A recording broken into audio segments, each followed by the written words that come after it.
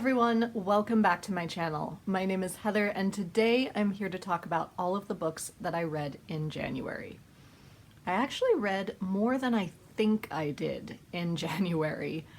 The big thing is that I read a lot of digital books, so it doesn't look like very many, but I did end up reading 6 books. By the way, if the lighting keeps changing or if you can hear the wind howling, we are having the strangest combination of weather today, so it is what it is.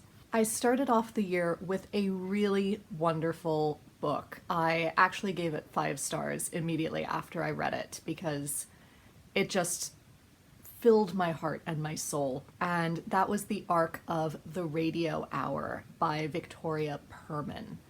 This is an Australian book, and it may even be published in Australia already, but it won't be released here in the US until March, I believe. And this is a story set in Australia in the 1950s about a middle-aged woman who is really struggling with her life. She has never married. She's taking care of her mother who has severe arthritis. And she also works as a secretary at the ABC, which at this point was purely radio. Television had not come to Australia yet. There were whisperings that it was going to arrive in Australia, and what was that going to do to the radio industry? And that in itself was a very timely argument. But beyond that, she's worked as secretaries for a variety of producers in the ABC, and now she is assigned to a new young producer who is going to be in charge of a new soap opera, basically. 15-minute, 20-minute soap opera, very much like The Archers. They already have one big hit, which is The Blue Hills, and they want this show to try and rival that. However, this new young producer is awful. He is rude, he is misogynistic, he has no idea what he's doing, and most days he is too drunk to function. So, not wanting to let down the actors who are delightful, and not wanting to let down the listeners like her mother and her friends, our heroine decides that in order to save the show, she will do most of the writing. And so the show they come up with becomes this incredibly vibrant and modern show, taking on perspectives on women's issues, on immigration, that no one else in Australian media had dared to tackle before. And it was those issues that show up in the show and in their real lives that I found so incredibly moving. Our heroine also becomes a mentor to a number of the younger girls who are also working at the ABC, and those relationships I found just beautiful. It's a really lovely and inspiring read. I highly encourage you to pick it up whenever you can, wherever you are. Next, my hold on A Curse for True Love by Stephanie Garber came in, and this is the last in the Once Upon a Broken Heart series. I have loved this series. It is just the perfect fairy tale escape. You can tell she has such a deep love and respect for folk tales and fairy tales that it really has a magic of its own. I obviously can't tell you very much about plot because it would definitely spoil things about the first 2 books, but we do follow Evangeline and Jax and all of our favorite characters from the other books in a whale of a time. Honestly, given where book 2 ended, I really wasn't sure about book 3. I didn't know how Garber was going to deal with the decision that she made at the end of book 2 and how that would affect the plot and the characters and their relationships. But it actually kind of worked. It took me a little while to get used to it. It took me about a quarter of the book to realize what she was using that decision to do, and I really loved the decisions that she made with it. So if you also weren't entirely sure about how book 3 was going to go, I encourage you to go through it anyway. I think it did indeed pay off. I then finished my first physical book, which was The Clockwork Girl by Anna Mazzola. And this is a book that takes place in pre-revolutionary France. I think we're under Louis the 15th. And we follow a young woman who has grown up in a brothel. Her mother runs the brothel. Her sister has died and she is left looking after her young nephew. And she is hired by this strange man from court to go and be a maid in this man's house, whose name is Master Reinhardt, who is a master clockmaker. And he specializes in making clockwork figures. And this man from court wants Madeleine to pose as a maid to his daughter, Master Reinhardt's daughter, who has just returned from being raised in a convent, and try and gather intel on how Master Reinhardt makes his clockwork creatures so lifelike. Is there or is there not black magic involved? What's going on in this house? This book is a dark fever dream at times, and I really wasn't sure where it was going half the time, but it kept you hooked from beginning to end. Plus, the clockwork elements and the inclusion of Madame de Pompadour as one of our points of view did in fact make it feel kind of Doctor Who-like at the same time. Raise your hand if The Girl in the Fireplace was one of your favorite episodes. I think I liked it. It was incredibly dark and strange, but I think I did love the note that it ended on. And I think that's really all I can say without giving things away. But yes, if you were curious about it, definitely do check it out. I do recommend it. And I mentioned some of those feelings in my reading vlog from a week ago, which I encourage you to check out. And in that same reading vlog, I then read 2 arcs. The first was A Lady Would Know Better by Emma Theriot. I hope I'm pronouncing her name correctly. And this is a Victorian romance novel in which the new Earl of Belhaven is, number one, trying to adjust to his role. He was the second son. He never expected to become the Earl. However, he now needs to not only become the Earl, but also look after his sisters and younger brothers. They do come home at the end, as this family has gone through an incredible amount of trauma. Their parents and their older brother have all died of some sort of epidemic. One of his sisters is newly widowed after her husband was killed in a carriage accident. And our new Earl's fiance was also taken in that epidemic. It's almost comic, but at the same time, stranger things have happened. And that was one of the things that I loved about this book, is the way it treated grief, how open all of the characters were about their grief. But anyway, as they are going to visit their mother's grave on her birthday, they discover a young woman in the snow who has apparently been thrown from her horse. They bring her home, they get her warm, and when she wakes, they realize that she has amnesia. She can't remember her own name, where she came from.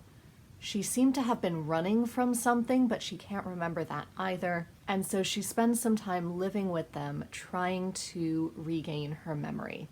And of course, romantic sparks fly at the same time. But again, I loved the way the characters never seemed to take advantage of her vulnerable position. They were very conscious of it. She was very much her own person, even with very little memory. She still had a core identity. And the ending was a twist that I never expected, but that I really loved. It was indeed a fun, romantic romp, but there are definitely darker elements of grieving and coming to terms with loss. So if that is something that you cannot handle right now, maybe wait a while on this one. But I thoroughly enjoyed it. I then delved into another romance, but this was a contemporary romance, Some Like It Scott by Pepper Basham. The title sounds incredibly trite, but it really isn't. At least I didn't feel it was. And I found it incredibly respectful of Scotland and Scottish culture, which is sometimes hard for Americans to do, but Pepper Basham did manage it. Pepper Basham writes Christian romances, which I often don't go for, but hers are really lovely. Of course, people's faith is mentioned and referenced, but it's really just in passing. There are no massive conversion moments, and it doesn't form the center of the plot.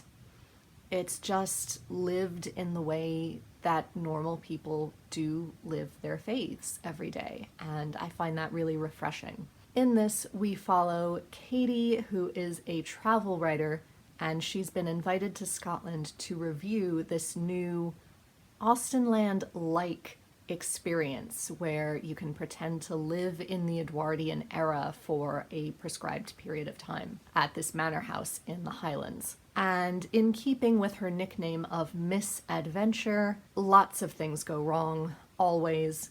But in the middle of it all, she does rather find herself falling for the groundsman Graham, whose family has secrets of their own as well. And I really loved their relationship. Again, they had really great open communication, aided by a very adorable small boy and his dog, which was just so sweet. There are also elements of grief in this that form the center of both Graham and Katie's lives. They've both gone through a loss that continues to affect them.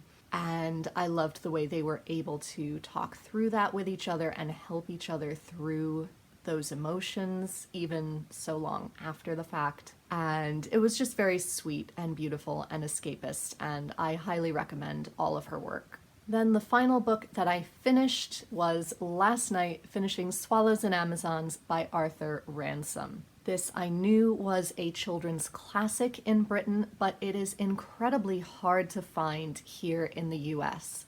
So I was really pleased when I found this secondhand copy at a library book sale and could finally know what all the fuss was about.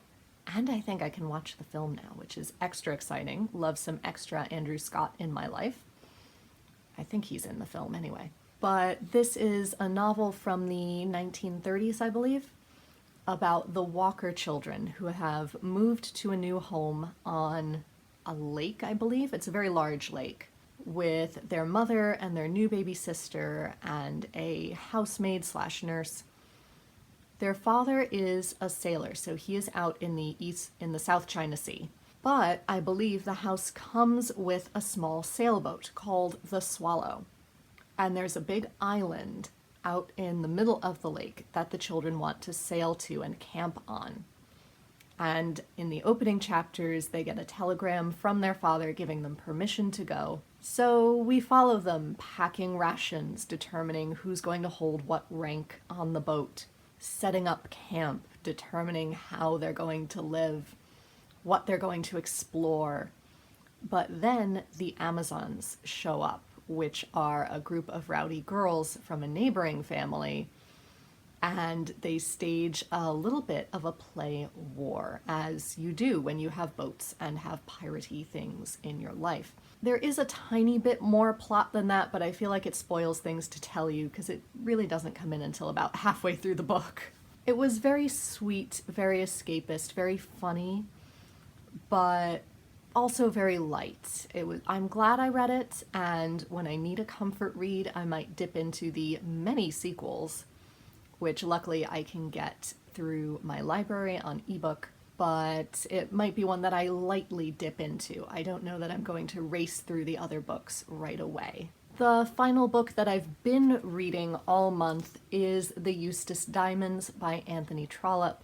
But as per usual, I'm listening to this as an audiobook on my meal breaks at work. So as of right now, I'm about 40% of the way through. And I'm really enjoying it so far, despite being incredibly frustrated by almost all of the characters. How does Anthony Trollope write really frustrating characters so well that you still care about what happens to them? I don't understand how he does it. But the central problem of this novel is that a young woman called Lizzie married Lord Eustace, and then Lord Eustace died. He was not a well man.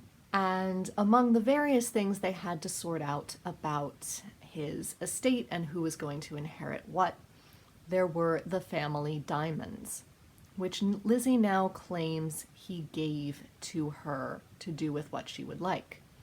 The family lawyer claims he could not do that. And Lizzie is fighting him tooth and nail. And that causes a variety of other things to happen. It's a ripple effect throughout other characters and their lives as well. Like I said, incredibly frustrating, but frustrating in a very realistic way. These are such real characters, and I can't wait to see how he's going to resolve this. So those are the books that I managed to read in January. Let me know down below what your favorite read of the month was, or if you have any recommendations for me based on what I've read and enjoyed. Until next time, be safe, be well, and happy reading. Bye everyone.